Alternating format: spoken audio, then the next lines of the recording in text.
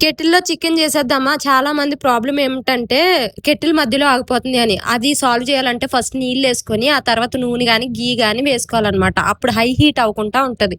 చూస్తున్నట్టు మనకి నచ్చినట్టు ఆనియన్స్ ఇవన్నీ చాప్ చేసుకొని వేసేసుకోండి. కలిపేసుకోండి. తర్వాతేమో ఉప్పేసేసుకోండి. సో దట్ త్వరగా మగ్గుతదని. ఈ మాత్రం చికెన్ తెచ్చుకున్నాను నేను. నాకొక ఐడియా వచ్చిందనమాట. అదేంటంటే పెరుగు వేస్తే మంచిగా ఉంటదేమో, క్రీమీగా ఉంటదేమో చికెన్ అని అనుకున్నాను. కానీ లాస్ట్‌లో చెప్తాను రిజల్ట్ ఎట్లా వచ్చింది అని చెప్పేసి.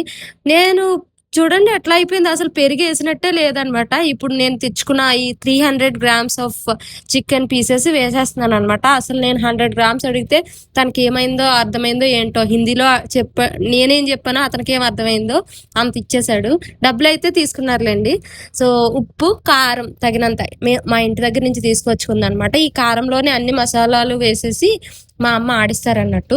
సో ఇదొచ్చి పెప్పర్. మేమెప్పుడు పెప్పర్ వెయ్యము. But I'm just trying whatever it is in my hand నేను వేసేస్తున్నాను అనమాట.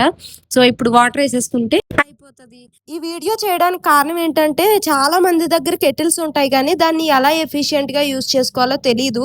నేను కూడా ఇంతకు ముందు ఈ ప్రాబ్లం ఫేస్ చేశాను అనమాట. సడన్ గా ఆగిపోతుంది. సో ఆ సొల్యూషన్ చెప్పడానికి. టేస్ట్ ఉందండి, అదిరిపోయింది అనమాట. అంటే యావరేజ్ గా ఉంది కానీ అలా చెప్పకపోతే బాగోదని చెప్తున్నాను. కానీ నేను రోజు బలి మితిమీరిపోతున్నా బియా. చేయకూడదు పనులు ఆ తొప్పురిద్యా చా మానేస్తాను నుంచా. వద్దు ఈ పనులా ఈ ఒకసారి తట్టేద్దాం.